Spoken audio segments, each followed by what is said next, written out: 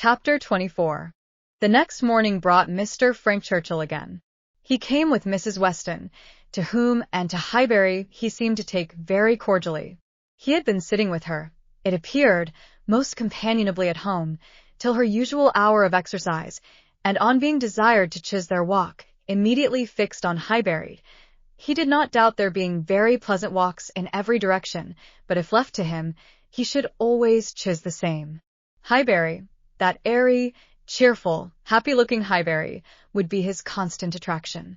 Highbury, with Mrs. Weston, stood for Hartfield, and she trusted to its bearing the same construction with him. They walked thither directly. Emma had hardly expected them, for Mr. Weston, who had called in for half a minute, in order to hear that his son was very handsome, knew nothing of their plans, and it was an agreeable surprise to her, therefore, to perceive them walking up to the house together, arm in arm. She was wanting to see him again, and especially to see him in company with Mrs. Weston, upon his behavior to whom her opinion of him was to depend. If he were deficient there, nothing should make amends for it. But on seeing them together, she became perfectly satisfied. It was not merely in fine words or hyperbolical compliment that he paid his duty. Nothing could be more proper or pleasing than his whole manner to her. Nothing could more agreeably denote his wish of considering her as a friend and securing her affection. And there was time enough for Emma to form a reasonable judgment, as their visit included all the rest of the morning. They were all three walking about together for an hour or two, first round the shrubberies of Hartfield, and afterwards in Highbury. He was delighted with everything, admired Hartfield sufficiently for Mr. Woodhouse's ear, and when their going farther was resolved on, confessed his wish to be made acquainted with the whole village, and found matter of commendation and interest much oftener than Emma could have supposed. Some of the objects of his curiosity spoke very amiable feelings.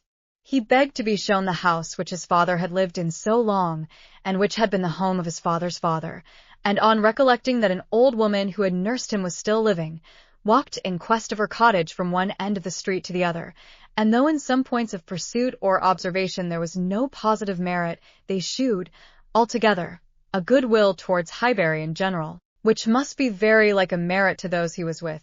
Emma watched and decided that with such feelings as were now shown, it could not be fairly supposed that he had been ever voluntarily absenting himself, that he had not been acting a part, or making a parade of insincere professions, and that Mr. Knightley certainly had not done him justice.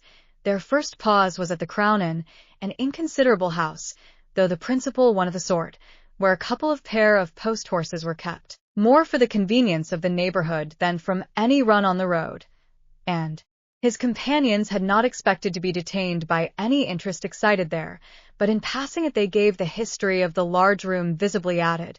It had been built many years ago for a ballroom, and while the neighbourhood had been in a particularly populous, dancing state, had been occasionally used as such, but such brilliant days had long passed away, and now the highest purpose for which it was ever wanted was to accommodate a whist club established among the gentlemen and half-gentlemen of the place. He was immediately interested. Its character as a ballroom caught him, and instead of passing on, he stopped for several minutes at the two superior sashed windows which were open, to look in and contemplate its capabilities, and lament that its original purpose should have ceased. He saw no fault in the room, he would acknowledge none which they suggested. No, it was long enough, broad enough, handsome enough. It would hold the very number for comfort. They ought to have balls there at least every fortnight through the winter. Why had not Miss Woodhouse revived the former good old days of the room, she who could do anything in Highbury?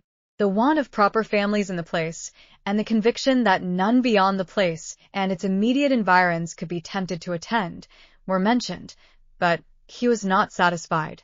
He could not be persuaded that so many good-looking houses as he saw around him could not furnish numbers enough for such a meeting, and even when particulars were given and families described, he was still unwilling to admit that the inconvenience of such a mixture would be anything, or that there would be the smallest difficulty in everybody's returning into their proper place the next morning. He argued like a young man very much bent on dancing, and Emma was rather surprised to see the constitution of the Weston prevail so decidedly against the habits of the Churchills. He seemed to have all the life and spirit, cheerful feelings, and social inclinations of his father, and nothing of the pride or reserve of Enscombe. Of pride, indeed, there was, perhaps, scarcely enough. His indifference to a confusion of rank bordered too much on an elegance of mind. He could be no judge, however, of the evil he was holding cheap. It was but an effusion of lively spirits. At last he was persuaded to move on from the front of the Crown, and being now almost facing the house where the Bateses lodged, Emma recollected his intended visit the day before, and asked him if he had paid it. Yes. Oh, yes, he replied. I was just going to mention it. A very successful visit.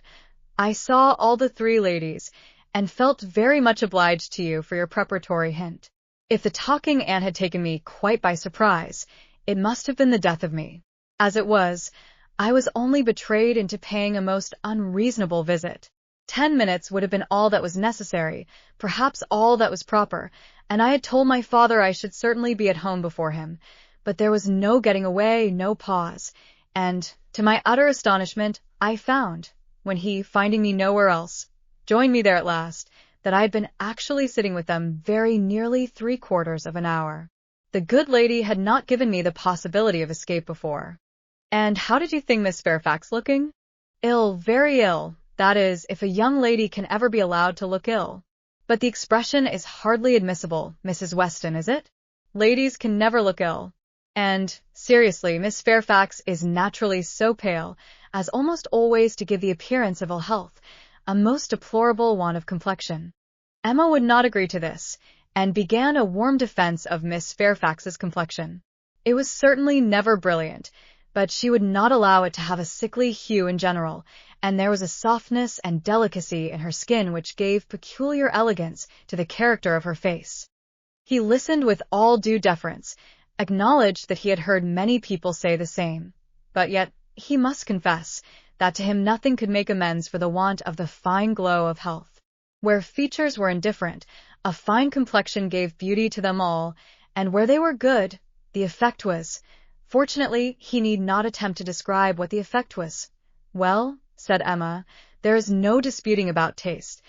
At least you admire her except her complexion. He shook his head and laughed. I cannot separate Miss Fairfax and her complexion. Did you see her often at Weymouth? Were you often in the same society? At this moment they were approaching Ford's, and he hastily exclaimed, Ha! This must be the very shop that everybody attends every day of their lives, as my father informs me. He comes to Highbury himself, he says, 6 days out of the 7, and has always business at Ford's.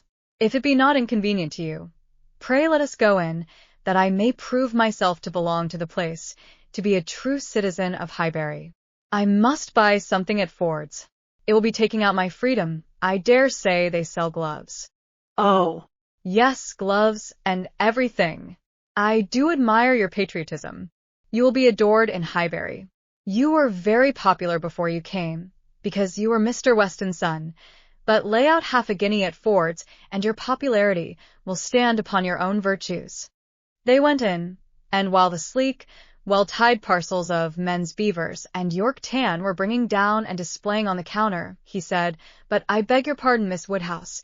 You were speaking to me. You were saying something at the very moment of this burst of my amour patriae. Do not let me lose it.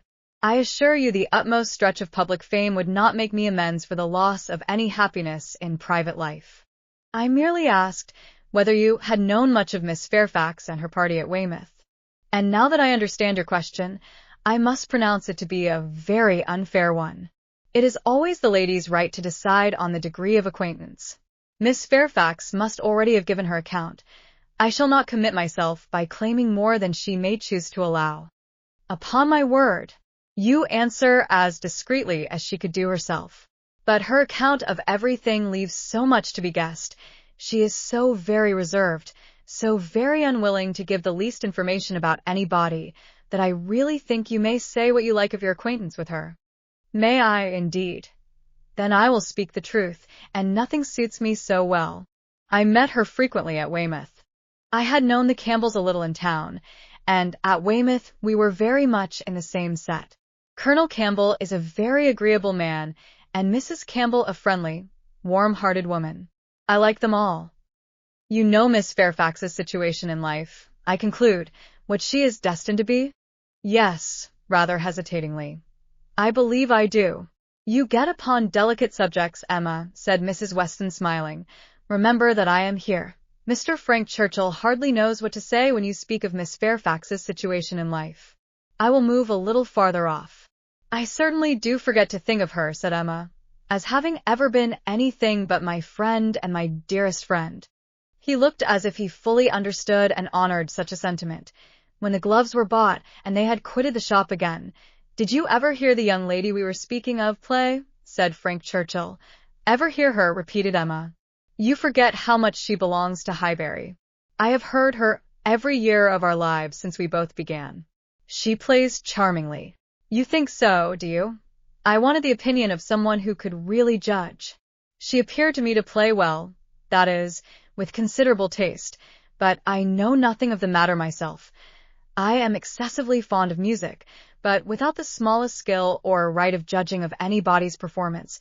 I have been used to hear hers admired, and I remember one proof of her being thought to play well.